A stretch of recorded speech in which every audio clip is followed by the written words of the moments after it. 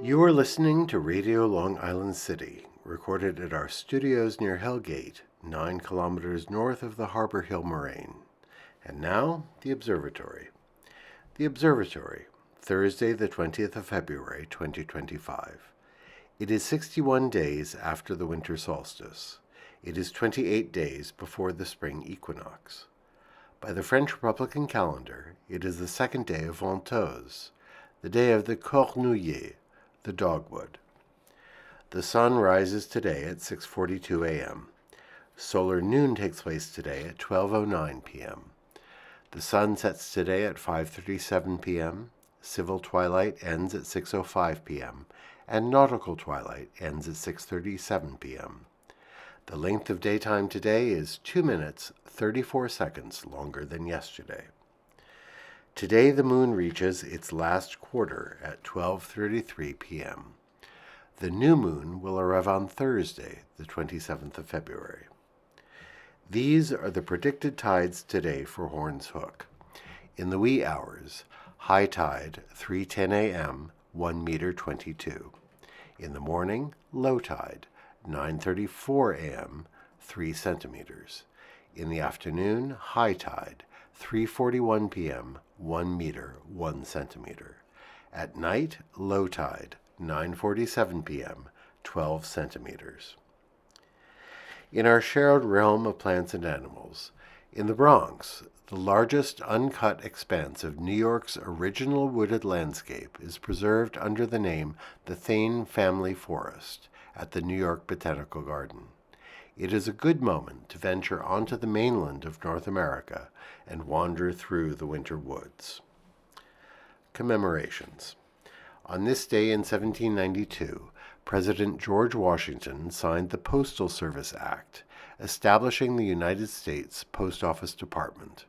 A big shout-out to the Postal Service, which in our history has been one of the great drivers of egalitarianism and democracy. On this day in 1844, Joshua Slocum was born in Nova Scotia. He was the first person to circumnavigate the globe solo in a sailboat. His vessel was a 36-foot, 9-inch gaff-rigged sloop oyster boat. It was named Spray, and he had painstakingly rebuilt it himself.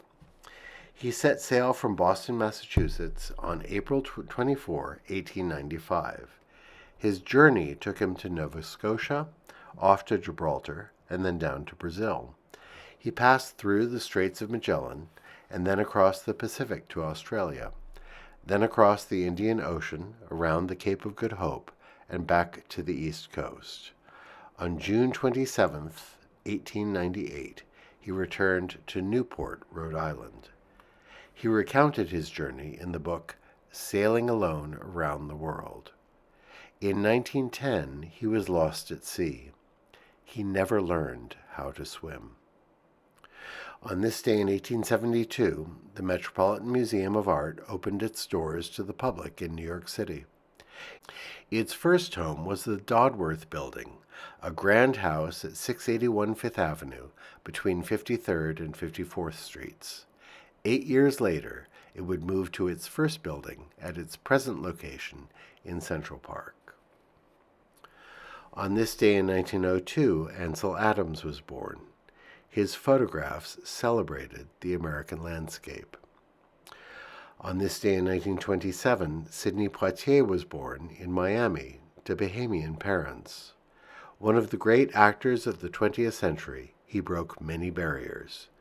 In his autobiography, The Measure of a Man, he wrote this: "Living consciously involves being genuine. It involves listening and responding to others honestly and openly. It involves being in the moment. This is all equally true of effective acting. Acting isn't a game of pretend. It's an exercise in being real."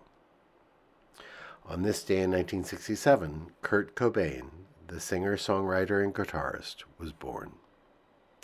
And that is the Observatory, Thursday, the 20th of February, 2025.